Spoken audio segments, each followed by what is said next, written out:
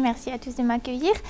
Alors, ce que je vais vous présenter aujourd'hui, c'est, disons, le premier bilan d'un travail que j'ai commencé et que je voudrais poursuivre, surtout si, peut-être parmi les collaborations que nous avons entre Lille, d'autres universités et ici, il y a un travail qui se mène sur la place des mythes dans l'enseignement au 4e, 5e siècle. Donc, c'est la période à laquelle on va se trouver aujourd'hui avec Tiberius Donat. Tiberius Claudius Donatus, que j'appelle couramment Tiberius Donat, pour aller plus vite. Et dans mon exemplier, vous verrez, enfin, dans la présentation, vous verrez qu'on l'abrège traditionnellement en TCD. Voilà, donc ça, ce sont les codes. Donc, Tiberius Claudius Donat est l'auteur d'un commentaire rhétorique à l'Énéide intitulé Interpretationes Vergilianae. Donc, la seule édition existante à ce jour, c'est l'édition pour Teubner de Heinrich Georgi qui date du début du XXe siècle. Donc, c'est un commentaire rhétorique qui a été composé à peu près à la même époque que le commentaire de Servius, au début du 5e siècle après Jésus-Christ. Dans cette œuvre, dans laquelle la reformulation interpretatio occupe une place certaine, le but premier du commentateur est de montrer l'excellence de Virgile comme orateur et de faire comprendre et apprécier le fonctionnement de l'Énéide comme un discours.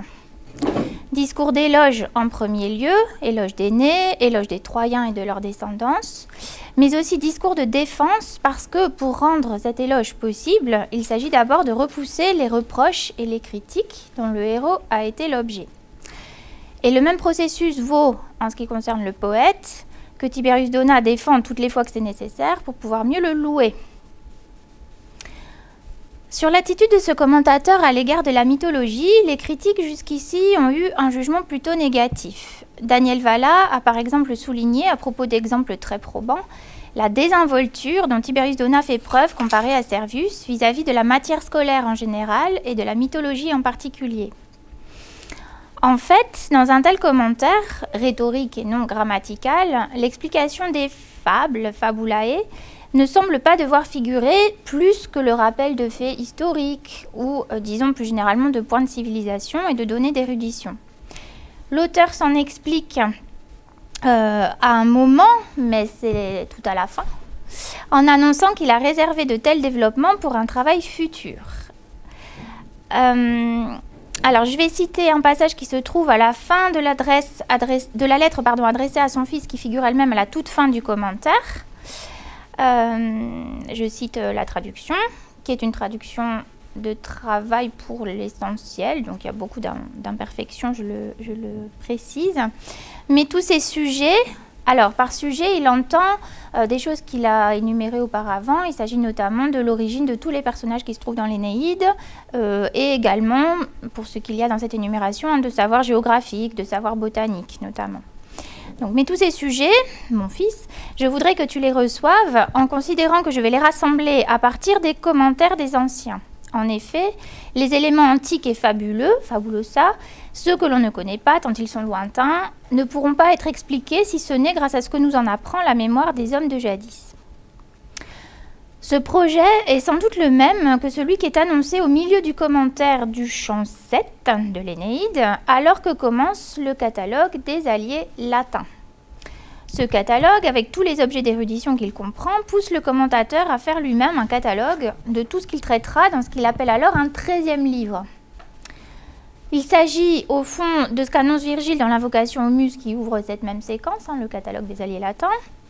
En particulier les personnages, il s'agit de ce qu'on appelle nous des realia, et il s'agit de ce qu'il appelle des historiae per duodecim libros sparsae, qui comme tant d'autres choses donc ne peuvent pas recevoir de développement spécifique dans le cadre des interpretationes elles-mêmes. Alors, des histoires parsemées au long des 12 livres, l'expression fait notamment penser aux fabulae, au mythe, que Virgile a inséré ici et là, et spécialement dans les passages énumératifs, pour ne pas épuiser son lecteur-auditeur. Ça, c'est Tiberius Donat lui-même qui le dit. En effet, le commentateur mesure très bien l'utilité rhétorique qu'il y a inséré de telles histoires, une utilité rhétorique de base, si je puis dire, puisqu'il s'agit de garder l'auditeur attentif, de temps en temps, donc en lui proposant des petits récits. Pourtant, il semble que le commentateur renvoie le traitement de ces histoires divertissantes à la partie la plus austère et peut-être la partie jamais accomplie de son entreprise. Se trouve ainsi confirmée l'idée que les mythes n'ont a priori pas leur place dans ce commentaire tel que nous l'avons en 12 livres. Qu'en est-il exactement dans les faits ? Il est vrai que, comme je le rappelais au tout début, quand on pense aux mythes chez Tiberius Donat, on pense d'abord aux erreurs qu'ils semblent commettre à leur propos. Et parfois, alors même qu'il ne fait que reprendre des éléments du texte de Virgile, ce qui semble révéler une inattention et qui peut justifier que l'on parle de désinvolture, comme le fait Daniel Valla. Alors, je vous ai donné un exemple, c'est parmi les plus connus d'erreurs qu'il commet. Dans le commentaire du catalogue des alliés latins, il est question à un moment donné à propos de la naissance du guerrier Eubalus de sa mère, la nymphe du Sébétus. Mais dans le commentaire de Tiberius Donat, qui à cet endroit reformule cette généalogie, eh bien, la nymphe du Sébétus, dont le nom est en outre peut-être écorché, devient aussi la mère du guerrier Caeculus, qui est un guerrier autrement plus important puisqu'il est censé être fils de Vulcain. Bon, à propos d'autres erreurs sur lesquelles je ne m'arrêterai pas pour l'instant, on peut hésiter. Est-ce qu'il est allé trop vite? Est-ce que, voilà, ça ne l'intéressait pas? Donc, vous voyez l'exemple en dessous. Il fait des géants les pères des vents, là où Servius est beaucoup plus précis, donne des noms et parle des titans. Voilà, donc il y a des endroits où on peut vraiment se poser la question, mais j'y reviendrai ensuite. Alors, quand on se penche un petit peu plus sur le texte ou qu'on le lit de manière plus extensive, on peut surtout retirer le sentiment d'un manque d'intérêt de la part de Tiberius Donat pour des mythes dont il se contente souvent de reformuler brièvement. Brièvement, c'est remarquable parce que un des mots-clés de ce commentaire, c'est la loquacitas. Il revendique d'être bavard. Voilà, donc il reformule brièvement en général les récits que Virgile fait de telle ou telle histoire mythique. Mais si l'on tient compte des passages programmatiques que j'ai mentionnés tout à l'heure, il n'y a rien de blâmable en somme dans une telle attitude, sinon peut-être le fait que le commentateur n'a rien annoncé à ce sujet au début de son œuvre. Alors dans ces conditions, pourquoi s'évertue à parler des mythes dans le commentaire de Tiberius Donat? Parce que en fait, la fabula et les fabulae y sont tout de même présentes, et de manière plus positive que celle que je viens de rappeler. Mon propos aujourd'hui va consister surtout à exposer les différentes formes de cette présence. Je vais préciser tout d'abord ce que Tiberius Donat a à nous dire des mythes, ou du moins de la fabula et des fabulae en général. Et même s'il n'y a pas de déclaration liminaire générale en ce qui concerne les fables, les mythes dans l'Énéide, comme c'est peut-être le cas chez Servius. Ensuite, je vais vous donner quelques exemples et contre-exemples surtout de son attitude, supposée principalement désinvolte ou peu intéressée, à l'égard des fabulosa que l'on trouve dans l'Énéide. Et je terminerai par l'hypothèse que certaines des déformations apparentes que ce commentateur fait subir à des mythes assez bien connus résultent en fait de son approche rhétorique. Autrement dit, qu'il réécrit certains mythes en fonction de ce qu'il a à dire et en l'occurrence de ce que, selon lui, Virgile lui-même dit. Une petite précision à ce sujet, c'est que souvent on relève le fait que Tiberius Donat, sous couvert de paraphrase, souvent fait dire à Virgile des choses que apparemment Virgile ne dit pas. On a l'impression que Virgile ne les dit pas. Donc il y aura toujours cette marge de manœuvre, si je puis dire, possible. Alors, pour commencer par les contours du mythe. Tiberius Donat, je l'ai dit, n'expose nulle part une théorie du mythe ou même seulement son sentiment sur la place que les fabulae ou les ficta, les deux notions étant très proches dans le commentaire de Servius, doivent occuper dans l'épopée. Donc chez Servius, en effet, on a cette idée très tôt dans le commentaire que l'Énéide est une épopée. Et dans l'épopée, qu'est-ce qu'on a? On a des Wera et des ficta. On a des choses vraies, on a des choses inventées. Et en effet, derrière ces ficta, il y a souvent des fabulae. Alors, on ne trouve pas non plus dans les interprétations virgiliennes de déclarations remarquables d'allure générale sur la différence entre le mythe et l'histoire, la fabula et l'historia. Historiae, on l'a vu tout à l'heure, a l'air de pouvoir désigner aussi les mythes. Et même, il y a de rares occurrences, hein, et une de ces occurrences est employée à propos du mythe par excellence, si je puis dire, puisque c'est le mythe le plus critiqué et le plus critiquable, celui de la succession Saturne-Jupiter, avec une histoire de castration qui est bien masquée par Virgile, qui n'enseigne pas l'impietas aux enfants. Les épisodes les plus ouvertement mythologiques ou merveilleux de l'Énéide, par ailleurs, n'appellent pas les termes fictum ou fabula dans le commentaire. Alors je pensais en particulier aux épisodes fameux du chant 3 de l'Énéide, Polyphème par exemple, et son équivalent au chant 8, si je puis dire, Cacus. Et donc l'épisode de Hercule et Cacus n'entraîne pas non plus l'emploi de ce genre de termes. Au vu de toutes ces occurrences dans les interprétations virgiliennes, le mot fabula semble fondamentalement y désigner l'histoire qu'on raconte ou le récit, parce que ce qui prévaut, c'est la dimension narrative. Et c'est même assez souvent en fait le sens de conversation, hein, fabula au sens de conversation. Alors, la fabula pour Tiberius Dona, c'est fondamentalement, je crois, ce qu'on peut passer et parfois perdre du temps à raconter. Un sens mythe est néanmoins peut-être plus pertinent quand il s'agit des histoires secondaires que Virgile insère dans sa narratio pour assurer de la variété, celle dont je parlais tout à l'heure.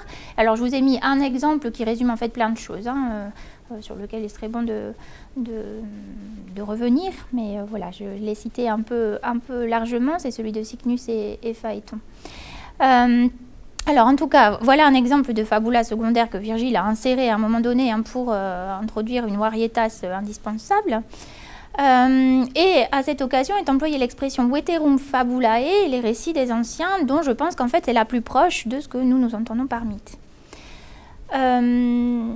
Mais cette expression, donc là elle est employée à propos de cet épisode mineur, hein, Cycnus et Phaéton dans le catalogue du chant 10, mais cette expression elle est aussi employée par exemple à propos de l'histoire de Brutus et des Tarquins, lorsque le commentateur relève la caractérisation remarquable de Brutus par l'adjectif superbus au chant 6, alors que dans les récits des anciens, dit-il, c'était les Tarquins qui étaient ainsi désignés. Voilà, donc on a cette remarque importante. Ce que cette expression veterum fabulae précise, ce que cette expression précise révèle, je crois, de son attitude vis-à-vis de ce qu'il appelle fabula, et que parfois j'aurais envie de traduire par c'est de l'histoire ancienne, enfin de l'histoire ancienne, et que nous appellerions peut-être plutôt mythe, c'est le sentiment d'une distance vis-à-vis de l'objet de ces récits. Une distance qui est particulièrement soulignée dans la lettre à son fils que j'avais citée dans mon introduction, que j'ai rappelée ici, et où c'est l'adjectif fabulosus qui est employé. Alors, cet autre mot, fabulosus, lui est le plus souvent associé à l'adjectif incredibilis, hein, dans toutes les occurrences, et il dénote sans doute d'abord ce qui est incroyable, voire impossible. Mais les deux premières occurrences de cet adjectif au pluriel, là encore, tendent peut-être davantage vers le mythe. Ce sont deux cas que Daniel Valla, parmi ses nombreux travaux, a observés. Je m'arrête un petit peu mieux sur le premier parce que le deuxième est trop long. À propos de l'injure faite à la beauté de Junon parmi les causes de sa colère, hein, ce qu'on a au début de l'Énéide, Tiberius Dona mentionne l'hypothèse de certains qui voient là une allusion à une fille de Priam, dit-il, Antigonée. Voilà, donc plutôt que d'une allusion au jugement de Paris, hein, il y a des mauvais doctoresses ou des doctoresses qui se trompent, qui ont pensé que c'était, somme toute, une allusion à un mythe relativement plus rare. Voilà, donc il le rappelle, mais lui préfère, hein, plutôt que de, dit-il, fabulosa sectari, comprendre quod Vergilius habet, hein, donc plutôt que de s'intéresser à des affabulations, des développements mythographiques, ai-je proposé comme alternative, eh bien il préfère s'en tenir à ce que Virgile a, hein, présente dans son texte. Alors l'autre occurrence, j'en dis quand même deux mots parce qu'elle est à signaler. Il aurait été trop long de vous le présenter, mais parce qu'en fait c'est le seul endroit où il fait un développement mythographique à la façon des autres. Et donc il s'agit du rôle de la peau de bœuf dans la fondation de Carthage et du mot bursa, avec l'histoire de la ruse de Didon, hein, qui aurait utilisé la peau de bœuf de telle sorte que ça lui permettait de délimiter un territoire bien plus grand que ce qu'une peau de bœuf normalement permettrait de délimiter. Voilà, donc Tiberius Dona à ce propos rapporte deux traditions assez longuement, hein, donc ils vont tous dans le sens de la ruse, et puis tout d'un coup il s'arrête et il dit sed omnia haec fabulosa sunt magis quam vera. Et puis ça suffit, et il nous dit que de toute façon c'est invraisemblable, parce qu'avec une peau de bœuf, de toute façon, on ne peut pas obtenir un espace immense. Hein, voilà. Donc c'est réglé. Mais voilà, j'y reviendrai tout à l'heure, hein, mais c'est en tout cas la démonstration qu'il peut le faire. Enfin, s'il veut, il peut parfois se montrer mythographe à la façon d'autres commentateurs. Alors, un ensemble important de passages où interviennent les termes fabula et fabulosus sont les commentaires des expressions comme fama est, dicitur. Hein, on dit qu'on rapporte que. Ces expressions sont lues de façon, somme toute, ordinaire, hein, rien d'exceptionnel, mais elles sont lues comme des formules de mise à distance, ou plus exactement comme des formules par lesquelles Virgile décline toute responsabilité, sinon toute autorité, sur ce qu'il rapporte à tel ou tel endroit. Alors, il y a beaucoup de... Enfin, tous les passages concernés hein, sont commentés. Je vous ai donné un exemple qui est le premier. C'est à propos de l'histoire d'Alphée et d'Arétus qui est relatée à la fin du chant 3 de l'Énéide. Tiberius Dona note, hein, de toutes les données fabuleuses ou incroyables, Virgile ne se porte pas garant, auctor, mais il les rejette sur d'autres. Hein. Voilà, puisque en effet, c'est incroyable. Voilà, donc ce commentaire revient tout à fait régulièrement, mais... quand on a une vue d'ensemble sur tous les passages de ce genre, on remarque que Tiberius Dona enrichit parfois cette façon de lire ces expressions en soulignant que Virgile a cherché à rendre crédible la fabula qu'il rapportait. Donc il me semble qu'il fait quelque chose d'un tout petit peu plus complexe ou différent par rapport à d'autres commentateurs, hein, comme s'il assumait peut-être davantage le fait que voilà, Virgile quand même doit raconter ses fabulae. Donc j'avais parlé de Balus tout à l'heure, le voilà. Quand sa naissance est relatée, eh bien, Tiberius Dona hein, souligne qu'il donne quand même hein, des indications sur le moment où ça s'est passé pour donner du crédit à ce qu'il a entendu dire. Voilà, alors si le commentateur apprécie l'usage que Virgile fait des fabulae pour créer une indispensable variété dans son récit, surtout le récit guerrier, il loue également le poète pour le soin qu'il a mis à ne pas apparaître comme un poète mythologique, voire comme quelqu'un qui affabule ou ment. Lui-même contribue à cela en ne s'arrêtant pas régulièrement sur les fables et en ne conceptualisant un tant soit peu à leurs propos que quand le texte de Virgile lui-même y invite, par exemple avec les formules que je viens d'évoquer. Maintenant, nous allons observer d'un petit peu plus près sa manière de procéder en dehors de tels cas. Alors, s'il y a un endroit du texte de l'Énéide et du commentaire où l'on peut se rendre compte de voilà, son espèce d'indifférence globale pour la mythologie, c'est le chant 6.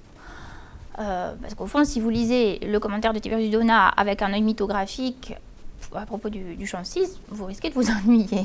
Voilà, très souvent, ce sont des pures et simples reformulations.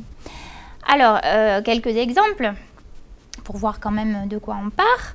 À propos du Styx, donc description du Styx, hein, présenté comme il est ici. Je lis surtout la paraphrase, hein, comme ça vous pouvez regarder sur ce que ça reprend. Donc le Styx qui est présenté comme enserrant hein, les âmes des morts. Une loi interdisait le retour de ces âmes. Le mare odieux hein, qui reprend in amabilis sunda, donc voilà le processus de reformulation, les retenait et le Styx les enfermait qui faisait 9 tours tout autour d'eux. Bon, c'est tout. Hein, donc il n'en dira pas plus, voilà pour le Styx. Alors, pire encore, les héroïnes dans les chants des pleurs. Bon, il va s'intéresser beaucoup à Didon, hein, évidemment au discours voilà, la dernière rencontre et aux mots d'Énée à l'endroit de Didon et au silence de Didon. Mais avant ça, les héroïnes dans les chants des pleurs, on a un catalogue, un mini-catalogue d'héroïnes. Un commentateur normal, un commentateur grammatical s'arrêterait sur chacune pour nous rappeler qui c'est. Eh bien lui, pas du tout. Hein. Dans ces lieux se trouvaient celles qui, pour diverses justes raisons et par différentes sortes de morts, avaient péri. Et c'est fini, on passe à la suite. Alors, bon, je passe sur d'autres exemples pour vous montrer ce qui peut-être est une erreur, hein, mais voilà, comment en être tout à fait sûr.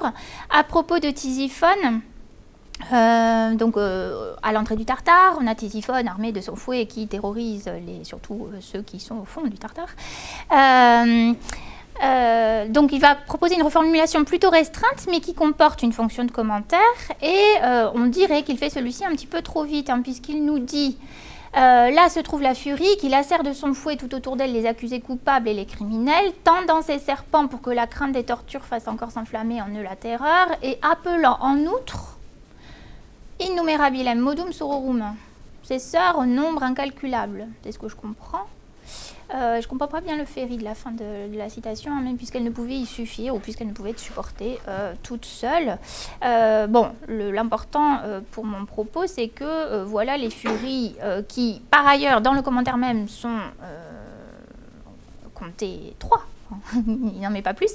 Ici, dans ce contexte, elles deviennent d'une quantité infinie. Alors évidemment, on n'a pas du tout ça chez Servius. Hein, si on le met en regard, Servius considère que Agmina fait quelque chose dans ce passage, mais il peut soit indiquer que les autres furies arrivent de façon hostile, hein, qu'elles attaquent, comme l'ont fait les harpies au chant 3, soit ça peut faire référence au grand nombre de serpents qu'il y a sur leur tête. Et donc c'est pour ça que ça pourrait évoquer un nombre incalculable. Bon, voilà, donc ça, un exemple éventuellement à discuter. Alors, ce long passage, n'ayez pas peur, je vais le paraphraser moi-même. C'était pour vous donner un exemple déjà un petit peu plus positif. C'est-à-dire que là, il s'agit on est toujours au Tartare, il s'agit de ces sortes de créatures gigantesques que sont les aloïdes. Et là, Tiberius Donat va s'arrêter un petit peu plus. Alors, je vais essayer de réfléchir à pourquoi il s'arrête un petit peu plus. Il commente évidemment l'immensité des corps de ces aloïdes.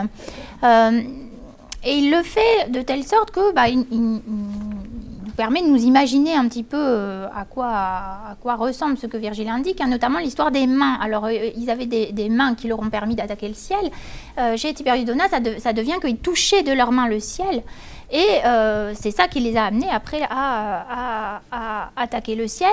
Bon, et disons qu'on va avoir surtout une réflexion sur cette immensité de la distance entre la terre et le ciel. Donc ils couvraient de leur corps.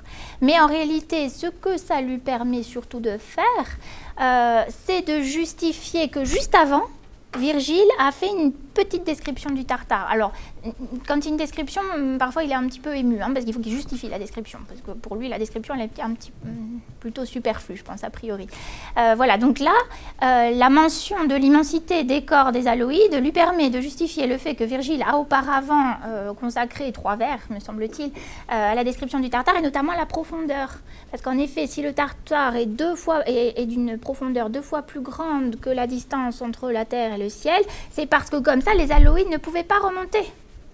Hein, ils étaient coincés au fond, ils n'auraient pas pu remonter, puisque eux ne font que la taille qu'il y a, qui représente la distance entre la Terre et le ciel. Bref, tout ça pour vous dire que voilà une des raisons pour lesquelles il s'arrête parfois sur des mythes, c'est parce que ça lui permet de mettre en avant la très grande cohérence du texte de Virgile. Et ça, c'est une des choses auxquelles il tient le plus. À montrer que Virgile a vraiment tout bien pensé, tout bien cousu, tout bien mesuré, et que le texte est pleinement cohérent.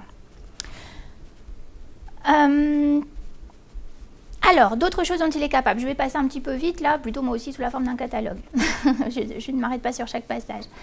Alors, quand je dis capable, hein, c'est de ma part sans jugement de valeur aucun, mais puisque je suis partie d'un jugement négatif, voilà, j'ai essayé de jouer ce jeu-là. Et donc, j'ai relevé un certain nombre de cas de figure où je retrouve en Tiberius Donat des réflexes de commentateurs, hein, comme on les trouve par ailleurs. Alors, il sait, lui, qui par endroits a l'air de commettre des confusions, il sait aussi distinguer des figures mythologiques. Par exemple, quand la Furia Lecto, chant 7 de l'Énéide, est présentée comme Gorgoneis infecta venenis, il va prendre le soin de dire qu'elle n'est pas une gorgone. Non, elle a juste sur la tête des cheveux qui ressemblent à la coiffure, si je puis dire, de la gorgone.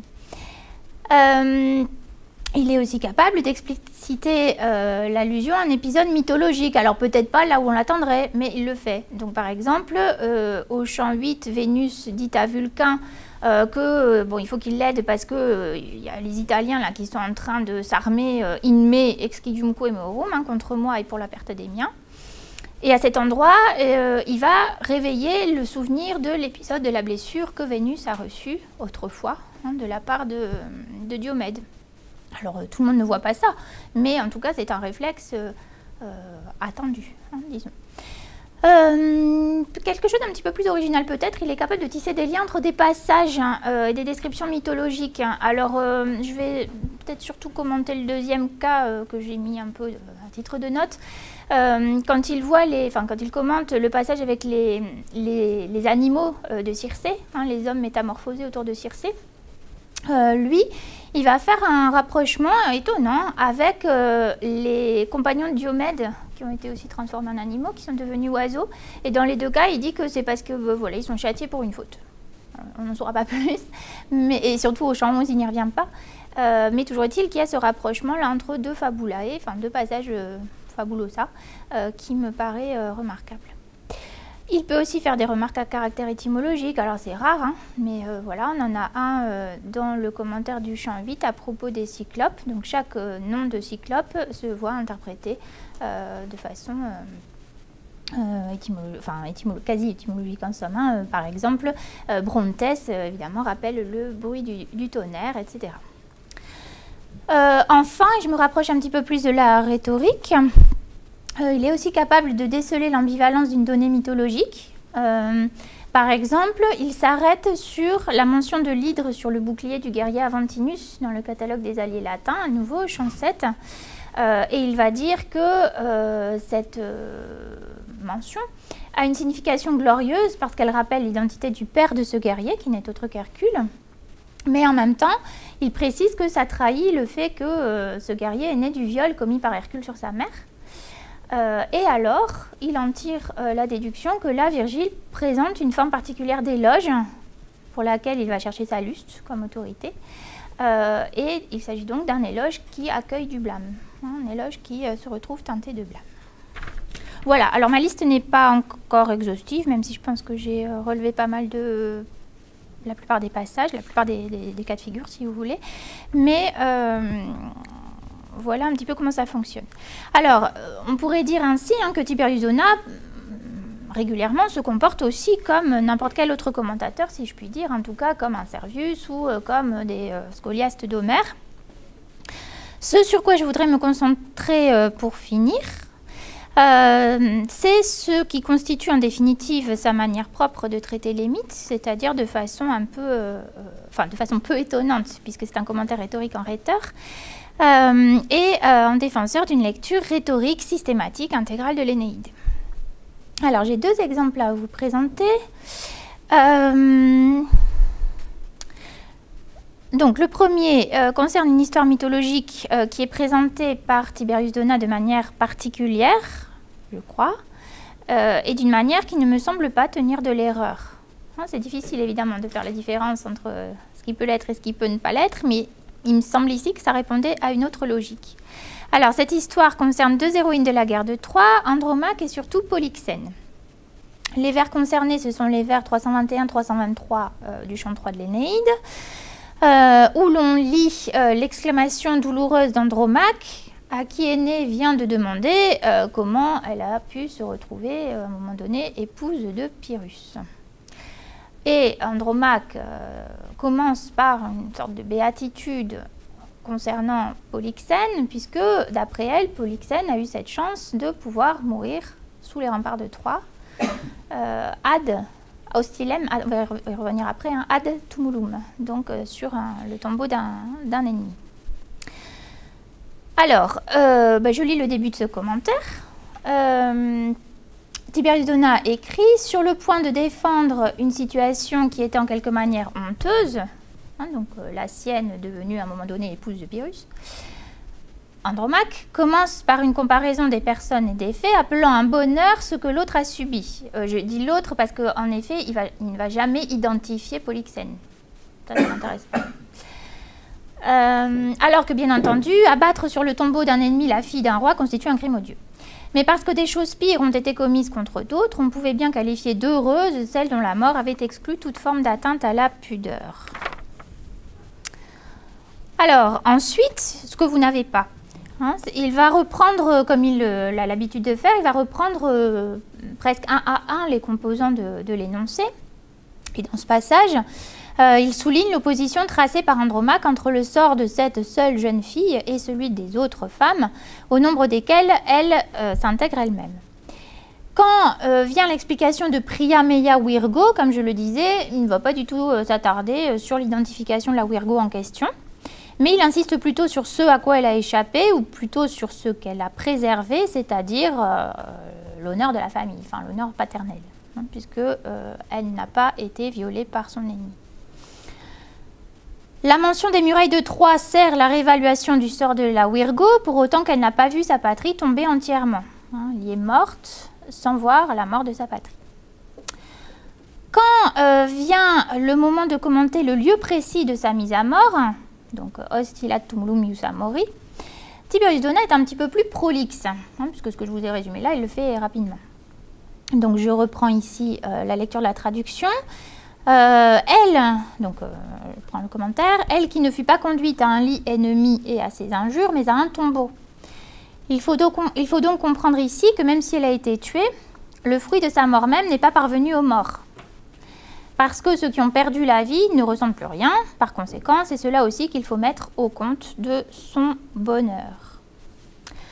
Alors, dans la majorité des versions antérieures que nous connaissons du sacrifice de cette vierge fille de Priam, la différence que Tiberius Dona précise et accuse entre le sort de Polyxène et celui d'Andromaque n'existe pas. D'habitude, en effet, on trouve plutôt souligné le fait que ce sacrifice de Polyxène est un rite nuptial, en quelque manière, ou bien cela permet de donner, c'est l'idée que cela permet de donner à Achille la part du butin de guerre. Et en fait, ces deux versions-là, ces deux représentations-là de la mort de Polyxène, on les a chez Servius. En tout cas, la deuxième, de façon tout à fait nette. Alors, quand il dit que le fruit de sa mort même n'est pas parvenu aux morts, enfin c'est là que du coup il y a l'élément étrange, je ne pense pas pour autant que Tiberius Dona commette réellement une erreur ou qu'il soit véritablement négligent. La comparaison entre les destinées des deux femmes est faite dans une perspective rhétorique, puisque Andromaque doit se défendre, on a compris, et elle doit montrer l'immensité de son malheur qui est pire que celui de Polyxène, ironiquement qualifié de Félix. Tiberius Dona fait suivre au mythe cette perspective et creuse l'écart, accuse les différences entre les sorts des deux femmes, peut-être dans l'idée qu'il ne fait rien d'autre ainsi que d'éclairer le contraste que Virgile lui-même a recherché. Donc ça c'est la logique que je vous disais tout à l'heure, enfin, son but à lui est vraiment de dire mieux, de faire ressortir tout à fait clairement ce que Virgile contient, quitte à ce que parfois ça ne saute pas aux yeux de tout le monde, que Virgile a dit ça.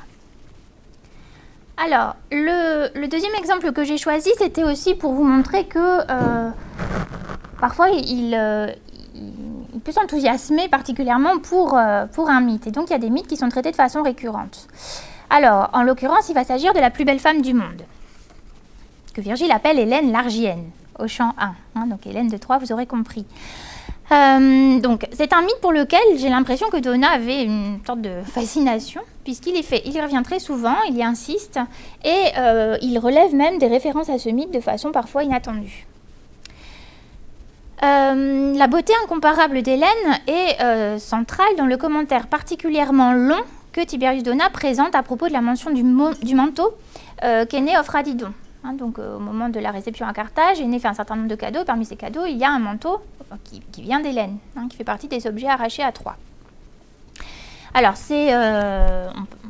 on peut encore lire le passage. Les récits mythologiques des anciens rapportent qu'Hélène était argienne et toutes les sources s'accordent à dire qu'elle était très belle. Alors, vous allez voir que ce qui a dû motiver au départ le commentaire, c'est la mention argiwa. Donc, c'est une petite chose. Et en fait, il y a une dimension du commentaire que nous ne ferions pas.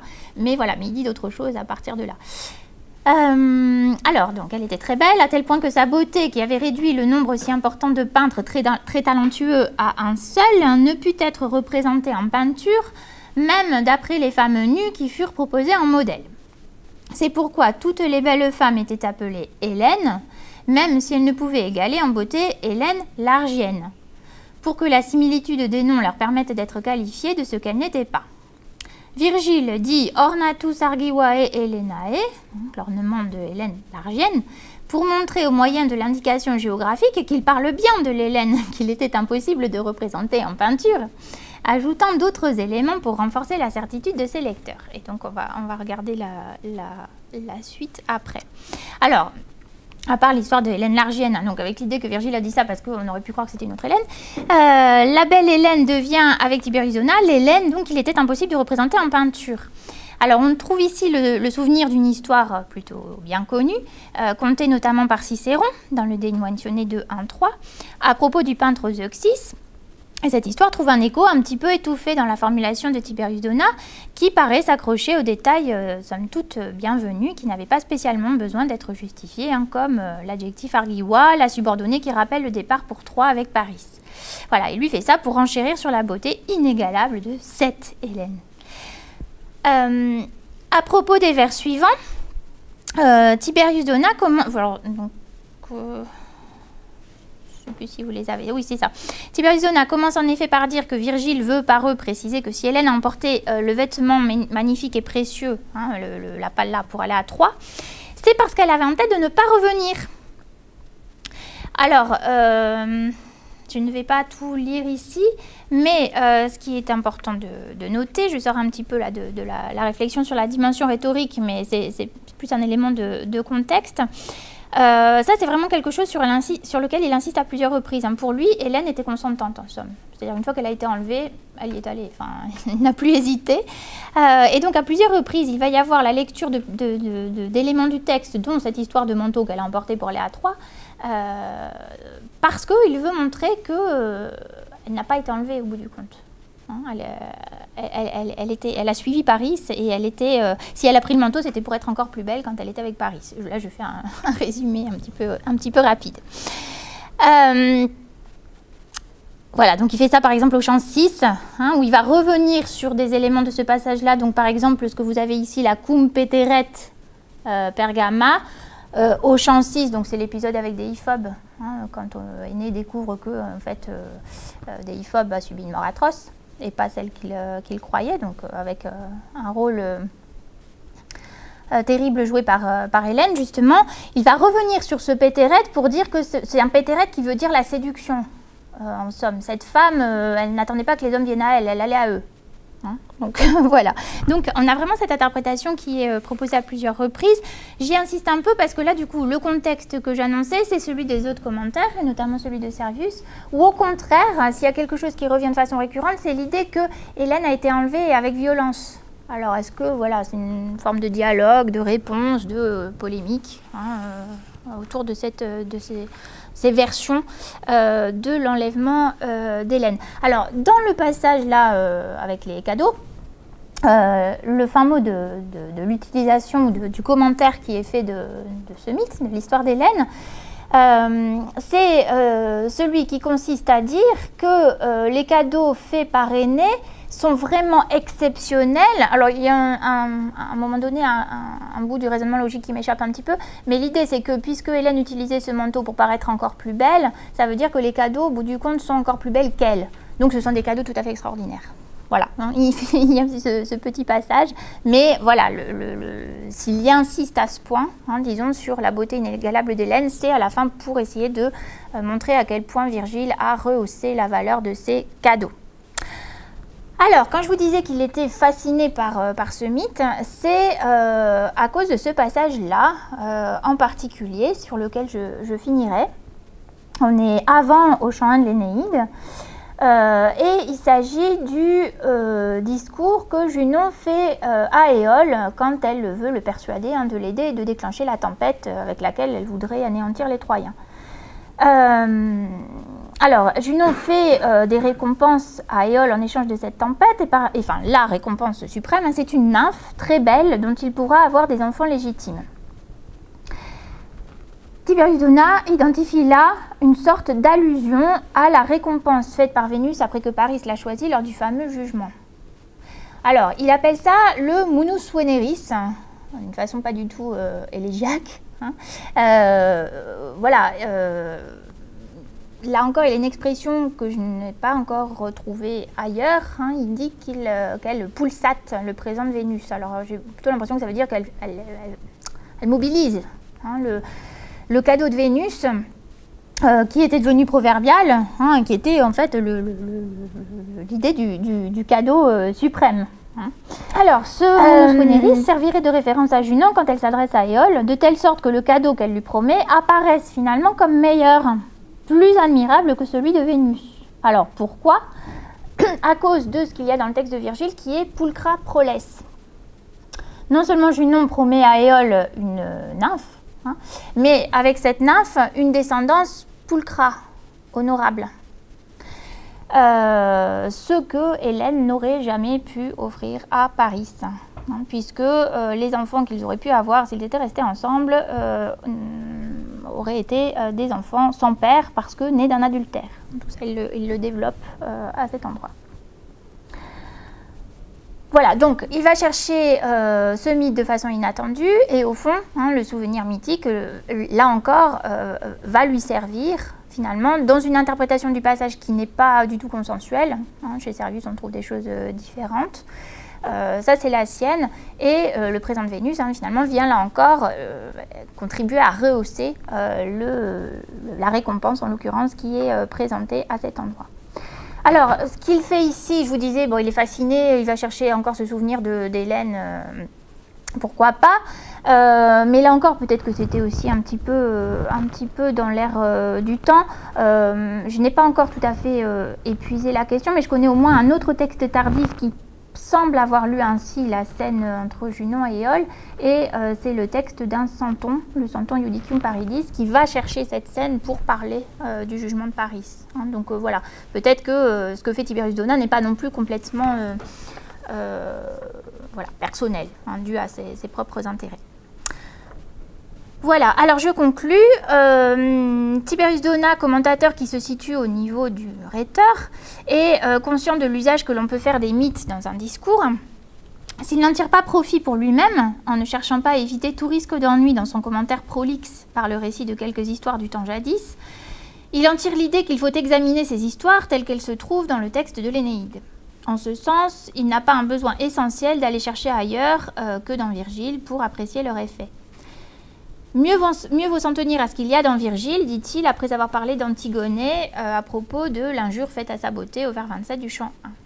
Quand les monstres de l'Odyssée sont nommés pour la première fois dans l'Énéide, au chant 1 toujours, à propos des cyclopes en particulier, Tiberius Donat ne s'attarde pas outre mesure parce que, dit-il, le poète lui-même décrit précisément leur physique et leur mœurs barbares au chant 3. Poeta ipse, c'est du poète lui-même que Tiberius Donat tire la plupart des versions, des traitements singuliers des mythes qu'il propose. Il lui arrive également de présenter des traitements originaux dont j'ai essayé de mesurer sur quelques exemples s'ils pouvaient être étroitement liés à sa lecture rhétorique et constituer des sortes de ad hoc inventions, comme en commettent les poètes et comme il est sans doute persuadé qu'elles proviennent du poète. Alors, lorsque j'ai présenté cet état de recherche la première fois, c'était dans le cadre d'un colloque sur la circulation des mythes de l'Antiquité au Moyen-Âge. À l'heure actuelle, il est difficile, et pas simplement pour moi, de dire si certaines des versions propres à Tiberius Donat ont été reprises au Moyen-Âge, parce que le travail sur les gloses dans les manuscrits médiévaux ne fait en général presque que commencer, mais avec l'idée qu'on essaye de trouver du Tiberius Donat, ça c'est vraiment tout au début. Pour ma part, j'ai commencé à observer certaines reprises donc de versions propres à Tiberius Donat dans des commentaires plus tardifs de la Renaissance et au-delà. Par exemple, l'explication presque étymologique que Donat donne du nom des Cyclopes au chant 8, qu'on a croisé tout à l'heure, est reproduite dans l'édition commentée de Virgile de Pietro Bembo en 1552. Sa longue note sur l'origine de Carthage, Bursa, celle que j'avais résumée, ainsi que par ailleurs la description qu'il fait de Scylla, armée de chiens marins qui descendent de ses hanches à ses pieds, est cité comme un témoignage unique par Christian Gottlieb Heine dans sa grande édition commentée de Virgile au XVIIIe siècle. Voilà. Ce serait la preuve qu'il n'y a pas que moi qui trouve que les versions propres à Tiberius Donat sont parfois dignes d'intérêt. Je vous remercie.